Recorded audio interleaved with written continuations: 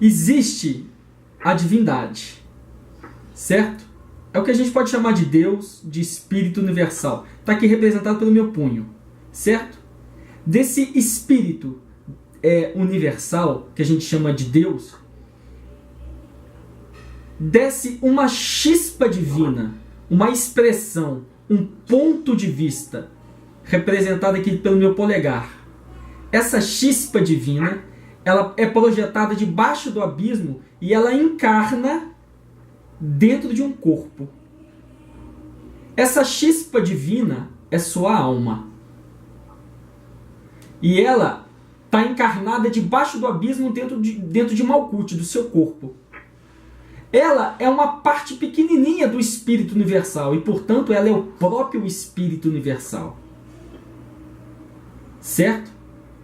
Essa é a sua alma. Essa alma, ela compreende o que a gente, na árvore da vida, o que a gente chama de Ruach, que está entre as esferas de Chesed e a esfera e Yesod. A parte de baixo do Ruach, imagina que o Ruach ele é composto uma parte de baixo e uma parte de cima. A parte de baixo é Yesod, Hod e Netzah e um pedacinho de Tiferet. A parte de cima de Tiferet, Geburah e Chesed. Certo? Então, essa alma que está aqui dentro do corpo de Malkuth, esse é o que os hindus chamam de Atma, que no yoga você conhece como Purusha. Isso não tem nada a ver com o seu daimon. O seu sagrado anjo guardião, então, já que os telemitas chamam o sagrado anjo guardião de eu superior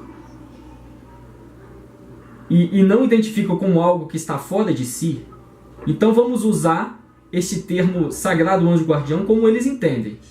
Não se trata então do daimon, daquela criatura que te acompanha, mas da própria divindade que está lá acima do abismo. A gente não pode chamar essa divindade de sagrado anjo guardião, porque acima do abismo não existe conceituação.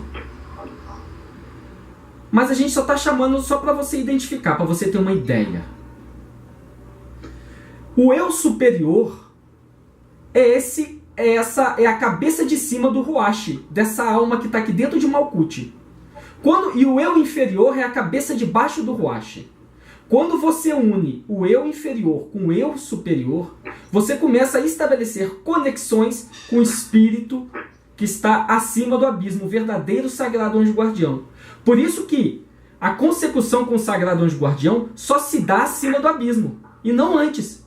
Quando você construiu um corpo incorruptível, a alma construiu um corpo incorruptível, que não vai sofrer uma segunda morte, e aí ele vai atravessar o abismo. E aí ele vai conquistar essa consecução com o sagrado anjo guardião. O daimon é uma entidade à parte. O daimon encarna para te auxiliar a receber, a realizar a sua verdadeira vontade. Observa como o cristianismo, a cristandade, deturpou essa visão, esse papel, esse trabalho do seu daimon pessoal. O daimon pessoal é uma criatura que ele tem o objetivo de te ajudar a realizar a grande obra. Te ajudar a realizar a tua verdadeira vontade, que é o seu objetivo por trás da encarnação. Essa é a função do seu daimon. Mas visualiza o daimon, para você entender esse conceito, visualiza ele como uma criança de 3 anos de idade. Quando nós encarnamos, quando a nossa alma encarna em Malkuth, e nós começamos a receber a programação dos nossos pais e da nossa sociedade, nós também estamos reprogramando este daimon. Uma vez que ele encarna junto conosco e o objetivo dele é nos auxiliar a realizar a nossa vontade, ele é uma entidade distinta de nós, mas ele está conectado à nossa psicoesfera. Portanto, é uma conexão astral que nós temos com essa criatura, com esse daimon. Eu explico isso aí no livro Corrente 93, quando eu falo da natureza do daimon. Qual é a substância que compõe o daimon?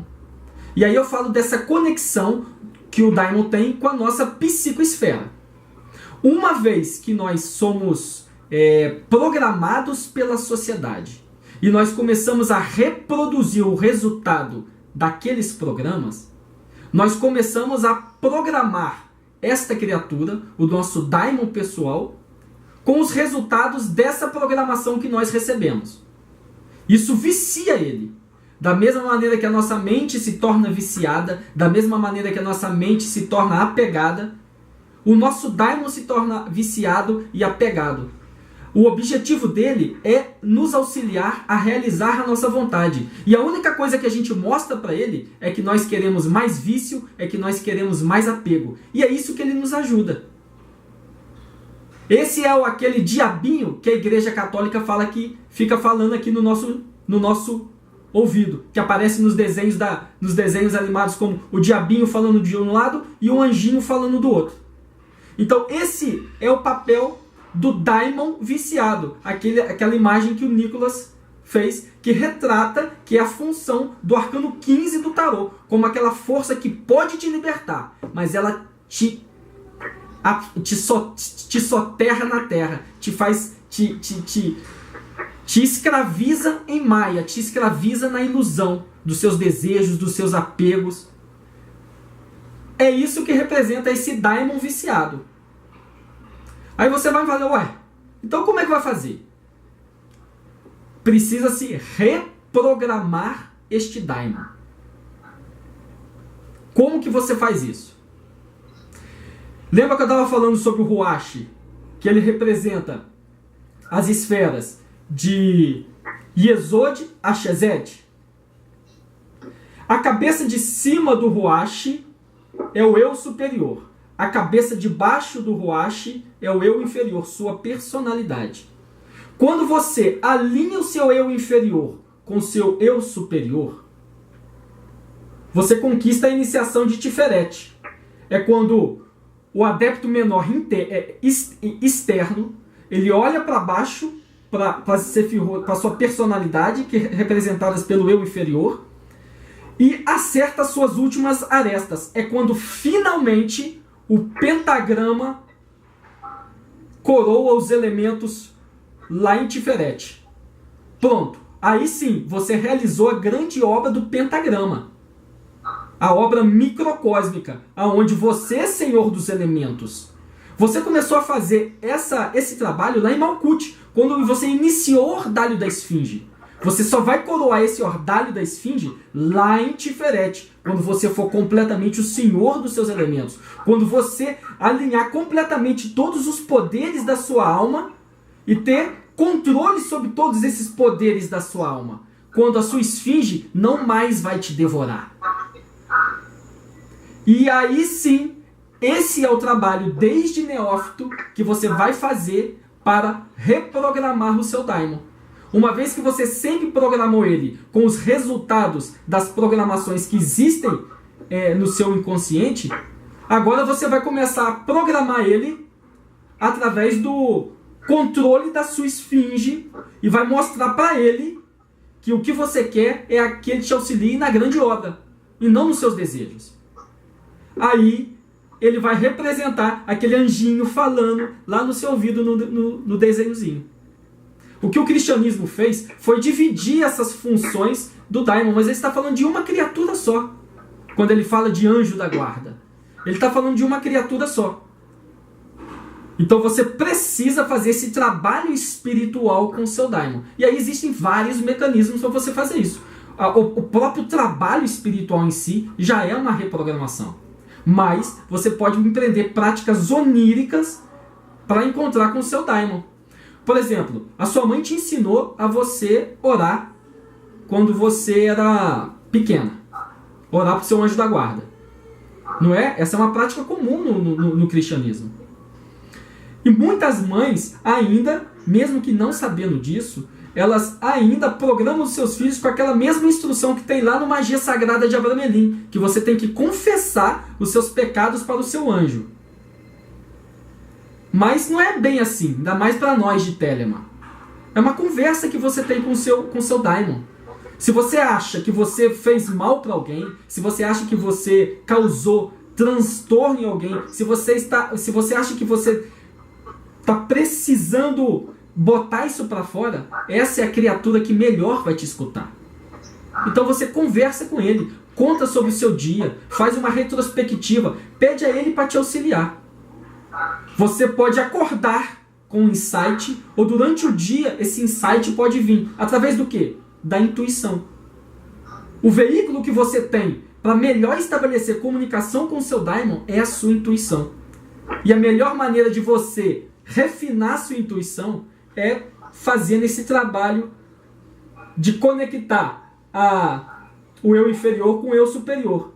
Se tornando o pentagrama, e aí sim, depois que você realizou a obra do pentagrama, você vai olhar para o alto para realizar a obra do hexagrama. Então esse é o trabalho com o seu daimon pessoal. Dentro de Telema, quais são as melhores instruções para se trabalhar com o daimon pessoal? Bom, eu penso que isso é muito pessoal, esse ponto de vista. Para mim, as melhores instruções para você reprogramar completamente o seu daimon pessoal é Liberhad e Libernu. Mas aí você entende, como é que isso é um trabalho espiritual que, desde a antiguidade isso é feito, cara. A humanidade tem feito isso aí desde a aurora dos tempos, cara. Não tem mistério nessa história.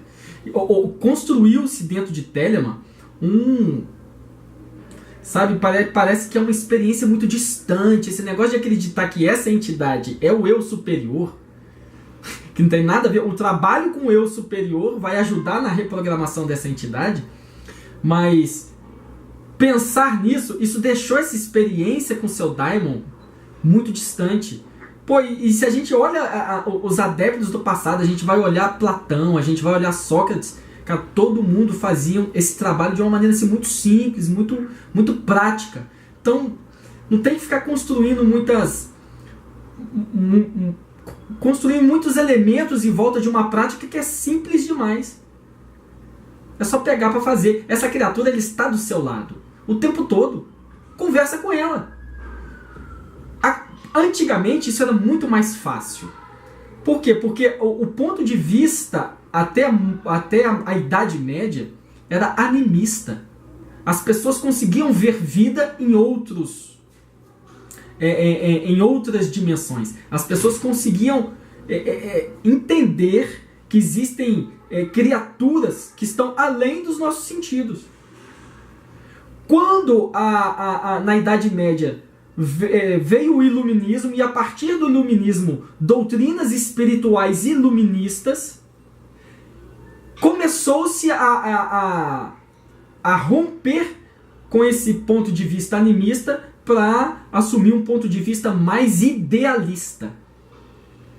Por isso que para o homem de hoje é mais difícil enxergar esse trabalho espiritual. Nos tempos antigos, como a visão de mundo era diferente, era mais fácil empreender esse trabalho espiritual.